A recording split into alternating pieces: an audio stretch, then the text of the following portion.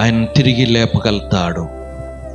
ఇచ్చిన దేవుడు తిరిగి లేపగలుగుతాడు. నీ జీవితంలో కూడా, నీ జీవితంలో ఏదైతే లేదని అనుకుంటున్నావో, ఏదైతే పొందలేకపోతున్నా అనుకుంటున్నావో, నీవు ప్రార్థన చేస్తే, ఇదిగో ఆ వాగ్దానము, దేవుడితో నీతో మాట్లాడిన ఆ వాగ్దానాన్ని పట్టుకొని నువ్వు ప్రార్థన చేస్తే దేవుడు నీతో మాట్లాడుతున్నాడు.